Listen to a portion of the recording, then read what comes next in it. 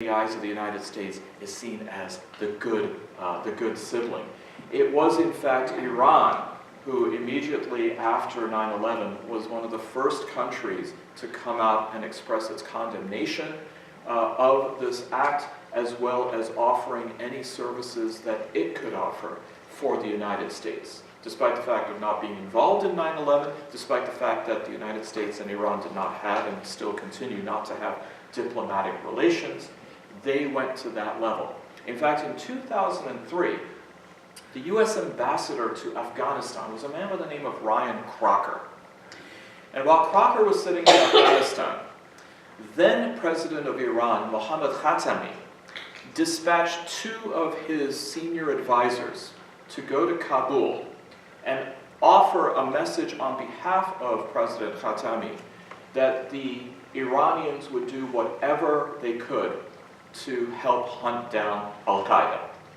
And Iran wasn't doing this just out of a sense of charity. Al-Qaeda was mercilessly killing Shiites in western Afghanistan. Iran, of course, is Shiite as well, as a sect, and so they were looking at this as being something that was mutually beneficial for them. The two individuals that Khatami sent were President Rouhani and Foreign Minister Zarif.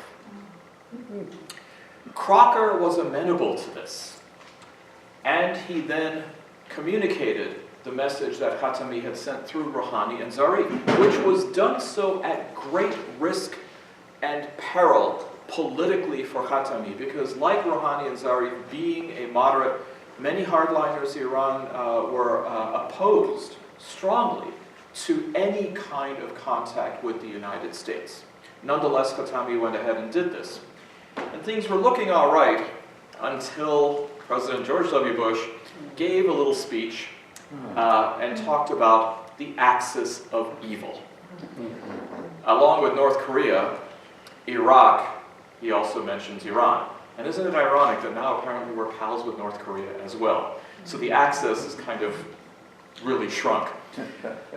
Nonetheless, in 2007, after, was it 2007? Maybe it was about 2004, 2005. After the United States had quote-unquote liberated Iraq, the Iranians recognized that the United States knew nothing about the tectonic plates of Iraq.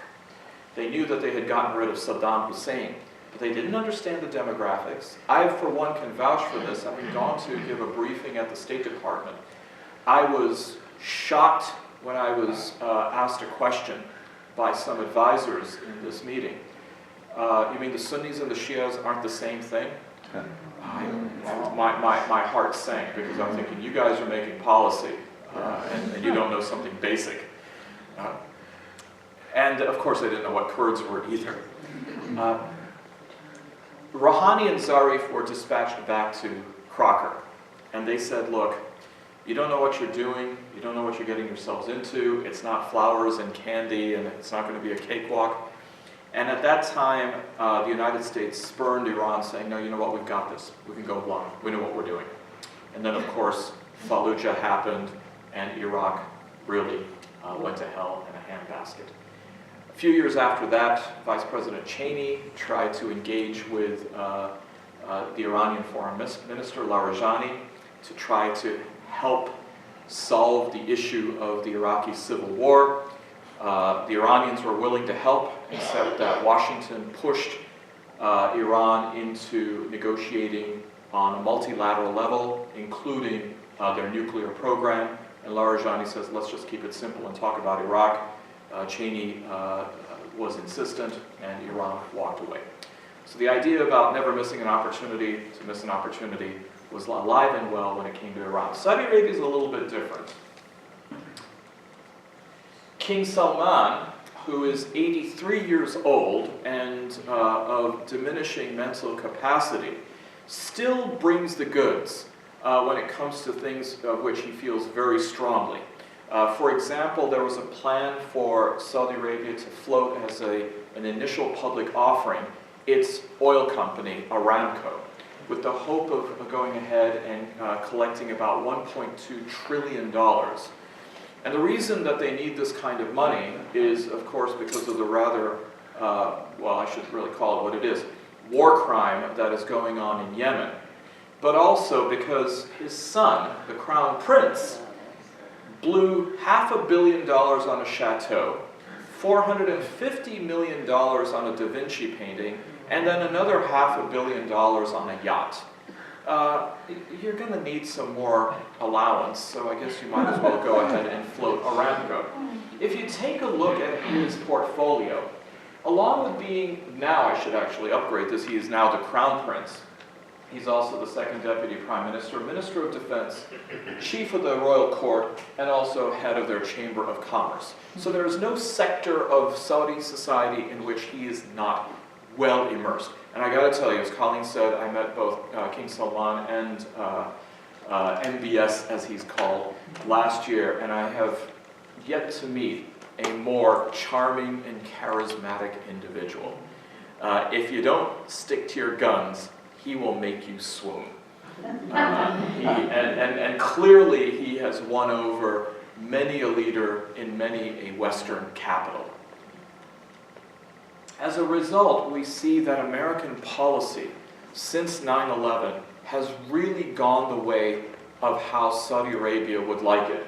A further marginalization of Iran. They were really happy when President Trump withdrew the United States from the Iran nuclear deal. At the same time, it's also important to recognize that Saudi Arabia and Iran have been embroiled in essentially a Cold War for the last 38 or 39 years. Now, as you also know, that a Cold War, the definition of it, is that the two principals do not actually engage directly.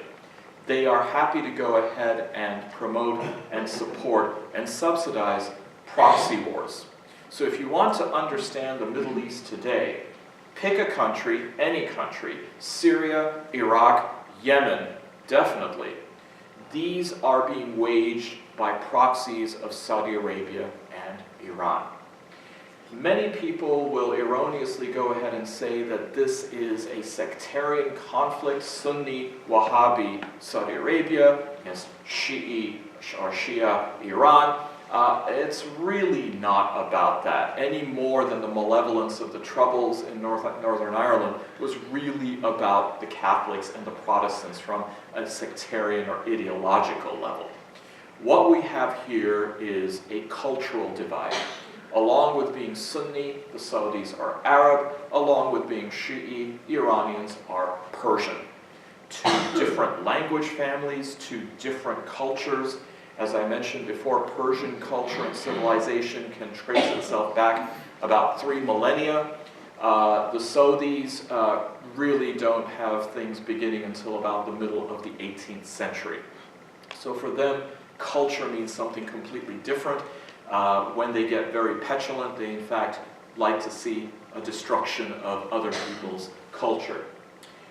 Syria, of course, I think it's fair to say now, and tragically it's fair to say now, is a dead letter.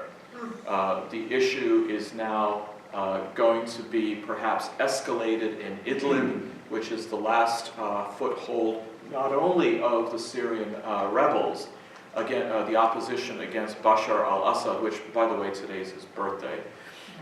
He turned 53 today.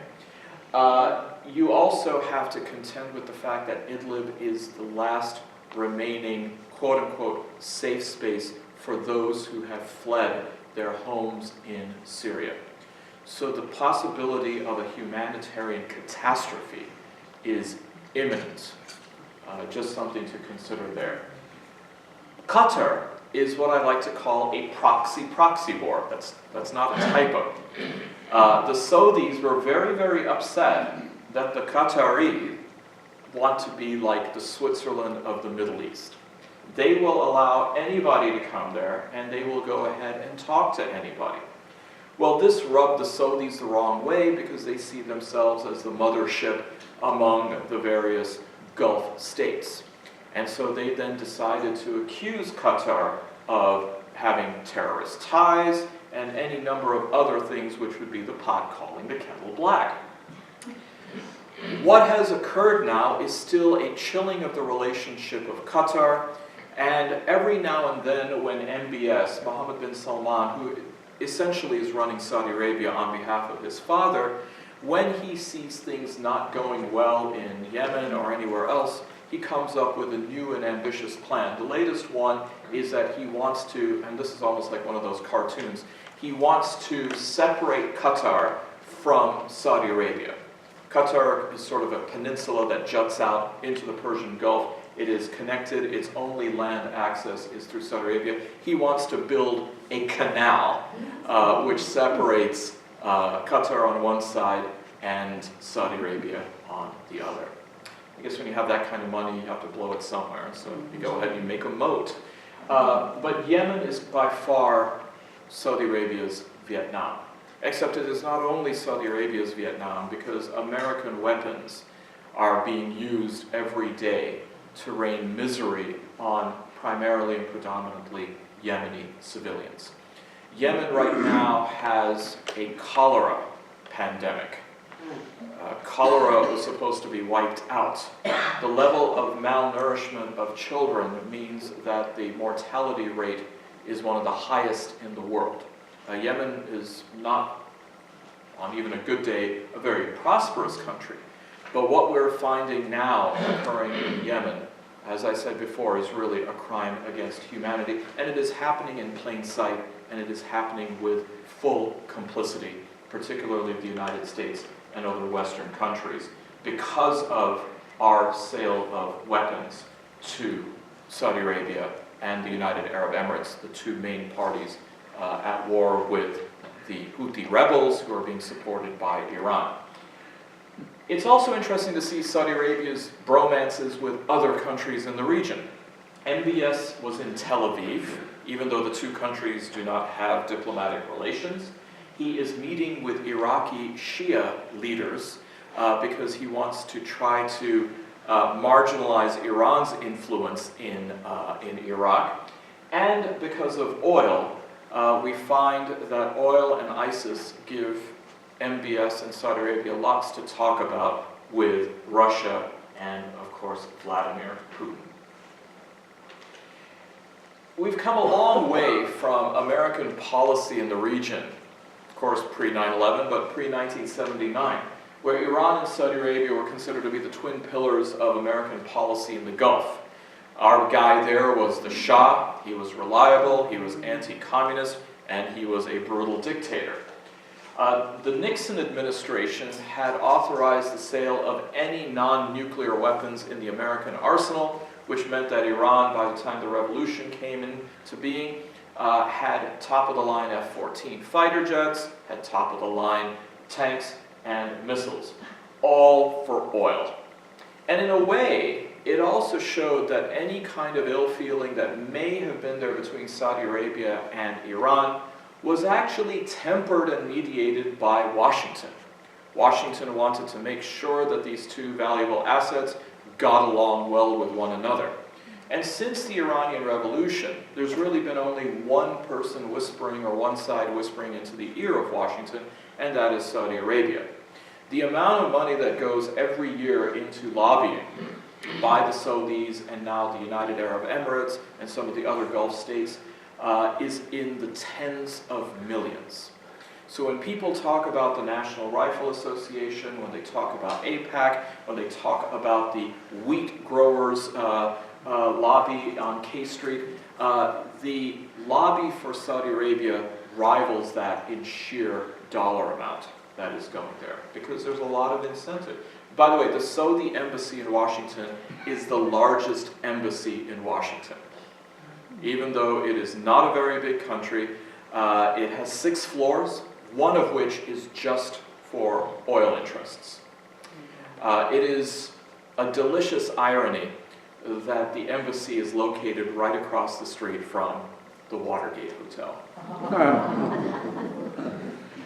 Now, you would think that a nuclear deal which is taking nuclear weapons off the table and is ostensibly going to create then a de-escalation of potential military conflict would have a domino effect whereby no one should feel scared, no one should feel pessimistic, no one should feel anxious. And therefore, there would be a reduction in the need for weapons. Except in this case, we find that after the nuclear deal was signed, American sales of weapons to Gulf countries went up. In the case of Saudi Arabia, in one calendar year, $80 billion in weapons. In the case of the United Arab Emirates, $23 billion. In the case of Qatar, $11 billion. Boeing had opened up its offices in the region in Doha, the capital of Qatar. And it wasn't for 747s, folks, or 777s, or Dreamliners. It was for military and defense weaponry. Lockheed Martin, similarly, in 2015. The CEO at the time, Marilyn Houston, said that Lockheed Martin needs to boost global arms sales by 25 to 30% to offset the Pentagon's reduction in orders after 9/11. Remember, we maxed out on our weapons in Iraq and in Afghanistan. There was really no appetite for further escalation, and therefore there was less of a need for the Pentagon to have as much weaponry. Moreover, given the asymmetric nature of the war, it didn't make much sense to go ahead and have B-52s and a lot of the very heavy weaponry that was now being undertaken by drones and smaller munitions. Well, sad to say, but there's really only two things that the United States can lucratively export now. One is pop culture, and the other is weapons. I'm not sure which is more lethal, but on any given day, depending on what's happening with the Kardashians, I'm sure it's pretty close. The Israelis received an additional almost $2 billion in aid, beyond the $3 to $4 billion that it was already receiving, and even on his way out of office, President Obama authorized a $38 billion over 10-year defense package for Israel. And it seemed rather strange for us analyzing this that if there's a nuclear deal in place, which is at least kicking the can down the road 15 years for Iran and its research and development program, why would there be the need for all of these weapons? I love the cover of The Economist. First of all, I love The Economist, but I really love this cover because it says, "Losing the Middle East." And I found it to be rather interesting that it was the June 6th, 2015 issue, because it was 71 years to the day of the storming of the beaches of Normandy, which was, of course, considered to be a legitimate war with legitimate strategic interests that needed to be prosecuted. But when I saw this cover and it shows the United States all tangled up and saying it is the U.S. losing the Middle East, the question I asked is, when was it ours to begin with to lose? China is a country which you wouldn't necessarily associate with the 9/11 era.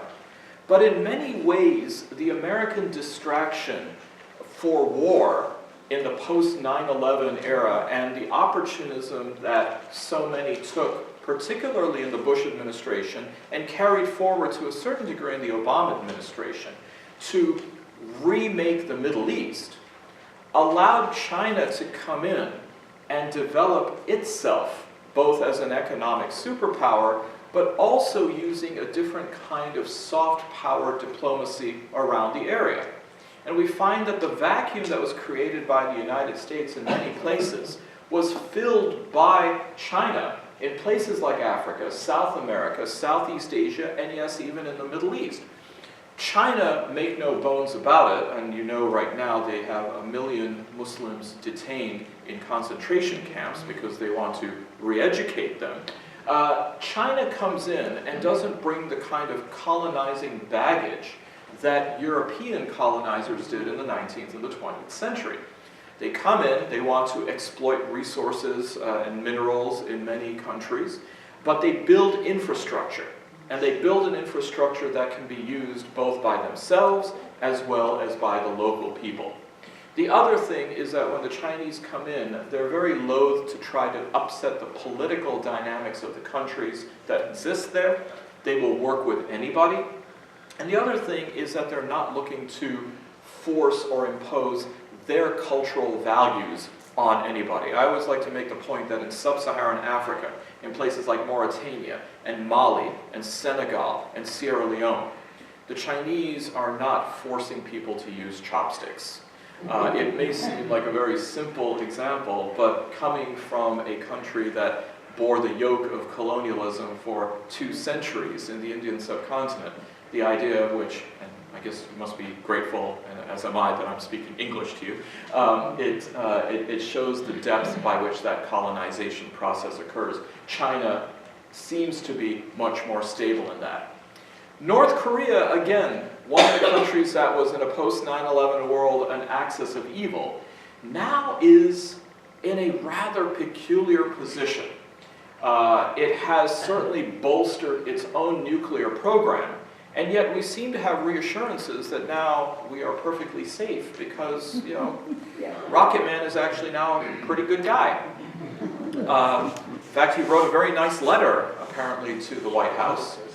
So he's got that going for him as well. But it seems as though North Korea is perhaps the most dangerous country, not necessarily because of its own nuclear capability, not necessarily because of a rather mercurial leader, I say that in relative terms, but because there seems to be in Washington right now, in some quarters, the ability and the willingness to be lulled into a sense of complacency. The idea that we are somehow or the other being persuaded that North Korea is not a problem, except the neighbors of North Korea still are paying attention. Whether it's south of the 38th parallel with South Korea, whether it is Japan, and yes, to be sure, the North Koreans have suspended their testing of missiles, most likely because they've already done all that they need to, and they don't need to go ahead and expend any others. But even the Philippines is a country that, despite the fact that they have their own rather rambunctious leader in Duterte, are worried about what North Korea is going to do. For China, it's a bit of a mixed bag. North Korea, after all, is one of their clients. They are an asset in the region strategically. But they're trying to understand that with our current administration, what does it mean for them? Should they go ahead and lean on Pyongyang to maybe make nice with Washington, give certain assurances? One thing for sure that seems to be the case is that with South Korea's willingness to meet with North Korea, the United States is legitimately concerned that their own need to be on the demilitarized zone is going to vanish. So for the Beltway in Washington right now, they have to consider, do we want North Korea and South Korea to actually make peace with one another? Even if not a full unification, at the very least if they maintain or they reestablish diplomatic ties. If they say, hey, we're getting along, we don't need you anymore, will the United States withdraw several thousand troops that have really been there for the last 65 years? I'm not sure how